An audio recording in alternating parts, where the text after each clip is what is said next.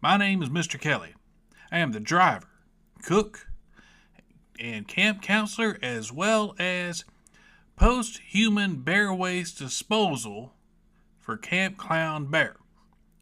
Now, Tim has told me that he tried putting together a little explanation of the Star Trek, the motion picture novelization, and he feels that he was boring as hell, and I listened to it, and he was boring as hell. So he asked me if I could maybe whip up a little something to explain the book a little better than he did. Now, I ain't much one for reading, or watching Star Trek, or talking to Tim. But I did read the book, and I also listened to his podcast, and I decided I could help out. So, here's how we're going to start. I'm going to start. And now we start. The book starts out with a quick explanation of Mr. Spock about to go off to Vulcan and get rid of all of his human emotions. While he's standing over there thinking about how he's going to get rid of all of his emotions, he's also talking about how he cannot get over Captain Kirk.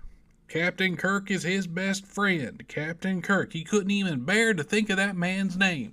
He even had a Vulcan word for it. Chichilla.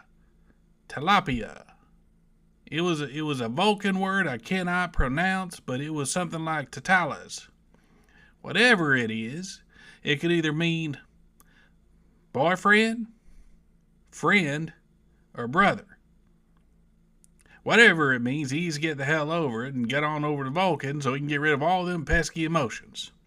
Then we cut over to Captain Kirk, who's having to deal with being a living legend, as well as people asking him about his relationship with Mr. Spock. And Kirk makes it pretty damn clear. He will not be sleeping with anyone who has to wait 7 years to have sex, and he likes boobies. But he's fine with whatever you want to do. If you want to be with another man, or a jelly creature, or a green slimy ball of tentacles, that is your business, and Captain Kirk is fine with it and would probably like to watch. Now that there is just an opener, you see. Now we're about to get into the real story, and the real story begins with Captain Kirk being told there's some big old bugaboo out in space that can quite possibly come over here and eat up the Earth. And Kirk goes, well good, now I can go and get my boat back. I know, it's a ship, but let's be honest, it's just a boat in space. But he gets all excited about it because now he can finally stop being an admiral, which he didn't want to be to begin with. Matter of fact, he's pretty sure that the guy that's over him, a guy whose name eludes me at the moment, we shall call him Admiral Douchebag, did it just so they can have a living legend that they can use to try to get other people as recruits, as well as get a psychopath out of space. That last part's just my assumption. Now, Kirk goes up to the Enterprise, and he goes to the current captain, whose name is Decker, who he himself suggested to take over for the Enterprise, and says, hey, how's it going? And Decker's all like, hey, buddy, I'm so glad you're here. And Kirk goes, that's good, buddy. Now get out of my chair and know your place. Now we skip ahead a little bit now because they're about to go beam up the new first officer and a lady whose name eludes me, and it doesn't matter because the movie left her name out anyway. Yeah, I went ahead and watched the movie too. Fell asleep 3 times, but I think I got it. Anyway, they start beaming these people up. Then they start screaming, and then they're just a puddle of like a big mass of gooey stuff. You don't actually see it, but that's the way I always envisioned it. And first Kirk's mad because he lost his Vulcan, his stand-in Vulcan, his spare Vulcan, his replacement Vulcan for Mr. Spock. And also, he's like, oh, wait a minute, I think I was sleeping with that woman who died in that transporter accident too. But that's okay, because I'm pretty sure she was in on a conspiracy to get me out of the captain's chair. Oh yeah, this Captain Kirk is paranoid, by the way. He thinks everybody was out to get him out of that captain's chair, as opposed to him just decided, I don't want to do it no more. This is the type of Captain Kirk that thinks that there's all sorts of stuff in your 5Gs. Now, next up is Dr. McCoy, who needs to be beamed up. But he refuses to be beamed up because he just saw 2 of his colleagues get turned into a big old mass of jelly. And he doesn't want to be a mass of jelly. I don't think I would either, if I'm being honest. But Kirk beams him up anyway. He's mad about that. Then he finds out that he says he was drafted, and it turns out Kirk himself drafted him, and he was mad about that.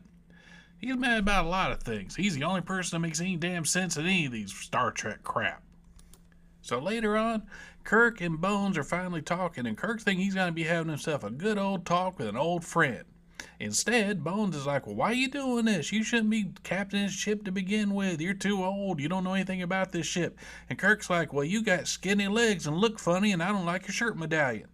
Now, this time, the whole crew is back together except for Mr. Spock.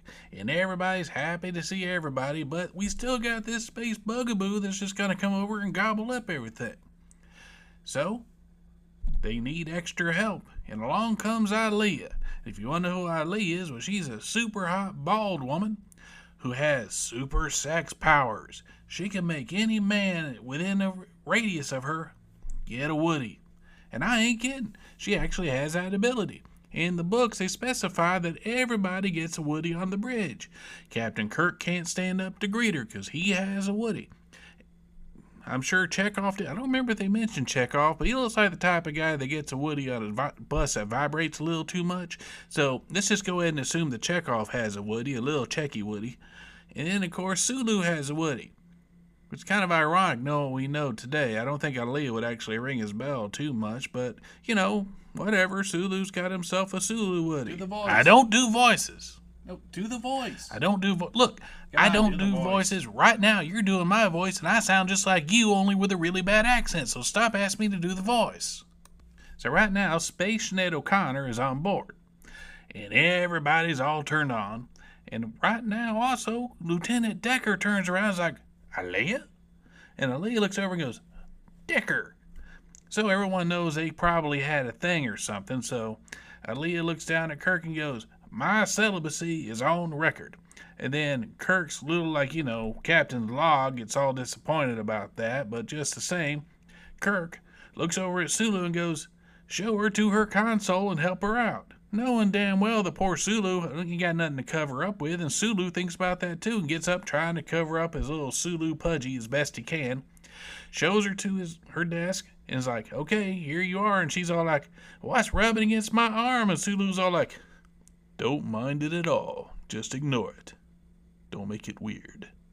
See, I did the voice and it wasn't good, okay? No, that was my bad. I'm sorry. Now, butt out. You wanted me to do this thing, so just butt out and let me finish. God dog, I had to read this stupid book and let me at least get it all out. So now we get into the backstory of Decker and Ilia. So apparently, at one point in time, Decker was stationed on Leah's home planet. She's what's called, I think, a Delta or a Deltan or Delta Burke. I ain't entirely sure. But whatever she was, they are a very sexual people. And they really love to go to Pound Town, and human beings were just not all that sexually advanced according to them. They have apparently never heard Prince sing. Now, Decker knows that if he stays with Ilia and they get physical, he may never leave and he may never resume his career with Starfleet. Instead, he'll be spend the rest of his life with a bald-headed sex goddess on a planet filled with other bald-headed sex goddesses. Well, it just sounds like hell to me. So Decker did what my daddy did and went out and get some smokes and never came back. He didn't even tell her goodbye. He just left. And now there she is on the bridge. And Decker's like, well, way to go, Kirk. Not only did you take my job, but you got my damn ex up here, too. And Kirk's like, well, my ex is a puddle in the other room, so maybe you should just get over it. But anyway, I'm really getting off base here. What was I talking about? Oh, yeah, we still got that space hoobajoo coming. But we'll get to that later. So Spock now shows up. And Spock is all like emotionless. And everybody's all happy to see him. Hey, Mr. Spock. And Spock is just looking at them like they're just dirt that came off his shoe. And then later on, he's over talking to Nurse Chapel and Dr. McCoy. And Chapel's all like, hey, Mr. Spock. And Spock's reflecting to himself, man, she really wanted to please me physically, but I ain't got no emotions, so she's just a big old dumbass, ain't you? And then he's walking around the Enterprise complaining how everybody stinks of sex and whatnot. And he's just generally a big old dick who, for a man who ain't got no emotions, he sure is full of himself, but just the same, he's also really concerned about that space hoobajoo that's been talking to him telepathically this entire time. So everybody's on board. We can finally get on with our mission, and they take off. Now I know I'm skipping over a lot of stuff, like Kirk not knowing how the ship works and almost getting them sucked into a wormhole, and then almost blowing them up because he didn't know how the missiles worked or whatnot. Not the missiles, photon torpedo. No, phasers. It was phasers, photon torpedoes thing that saved them. Now I know I've skipped over some stuff. I got a lot of things to do today. I still got to make lunch for the 6 surviving campers that we've got, and I still got to figure out where that damn bear is hiding. Right now, we're going to get to the part to where they finally make contact with the entity. And he is huge. He is massive. He is bigger than Disney World and all the parks combined. He is bigger than the sun, I think. I don't know. I ain't never been to the sun, but I assume it's huge. And he sends over a probe. And the probe straight up kills Aaliyah. Just boop, dead. And of course, everybody's all depressed about it, though they can finally stop having boners, so I guess that's kind of a relax there. And Decker's like, damn, my ex-girlfriend is now dead. I am so sad. And poor Kirk is like, well, I didn't get to have sex with that one. But the probe comes back.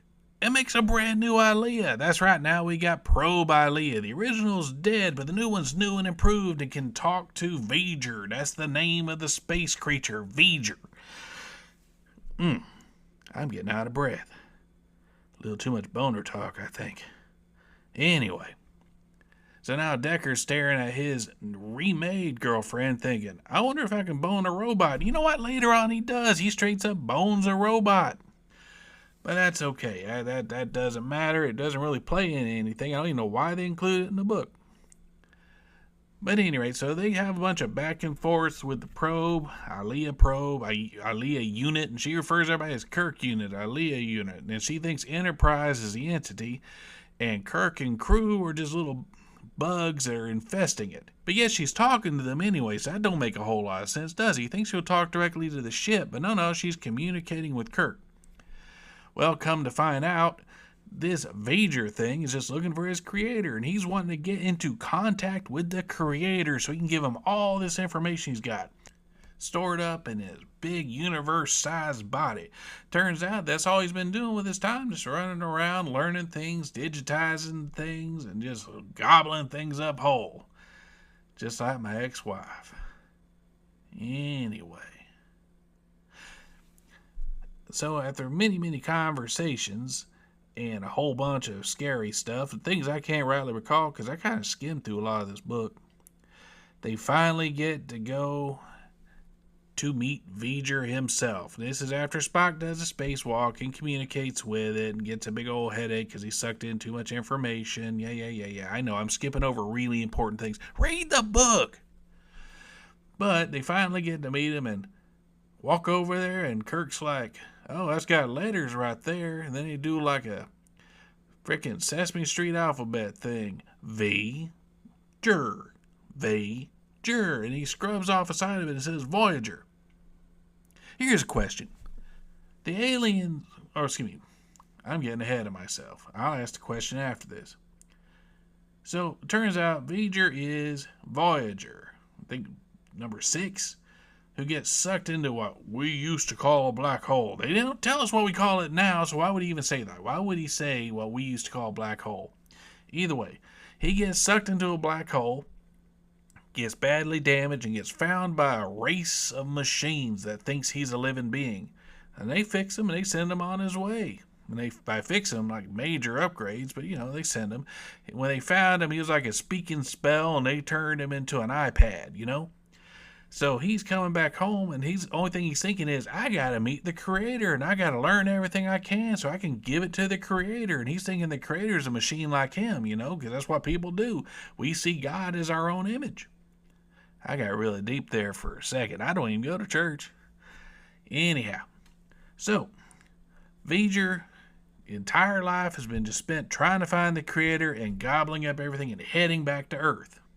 And now they know this. Now here's the question I was going to get to earlier. He calls himself V'ger. First off, the aliens that found him, did they figure out how to read, and they just not wipe off the crud? They just barely read the crud and say, well, your name must be V'ger, as opposed to just, there's some sticky stuff. There's other letters here. It says Voyager. but we're just gonna call you V'ger or V'ge or BJ or Slim. How about Cletus? You want to be Cletus? Everyone likes a Cletus. But anyway, so they find this out, and they're like, oh, well, okay, well, just give us the information. You won't have to kill us. And V'ger breaks himself because he wants the creator to make contact. And that's when Decker goes, oh, that's cool. What I'm going to do over here is stand next to my new robot girlfriend, and we'll just make contact together, and we'll tour around. And Kirk's like, sweet. Gets rid of you, I get the ship, you get your weird girlfriend, and probably a horrible, painful death. Either way, I get my ship back, so it works out good. I was getting tired of getting these weird boners being around her anyway. So, that's kind of how it ends. V'ger runs off to do other stuff we don't know. Kirk gets his ship back. Spock now has a little bit of emotions again. Bones is angry. And, well, Sulu, well, he got to touch a girl with his little Woody. That's an assumption. That didn't actually happen in the book. I'm just going to go and assume it happened, though, because I'm so lonely. So that concludes my rendition of Star Trek, the motion picture, the novelization. I hope you enjoyed it as much as I enjoyed stopping it.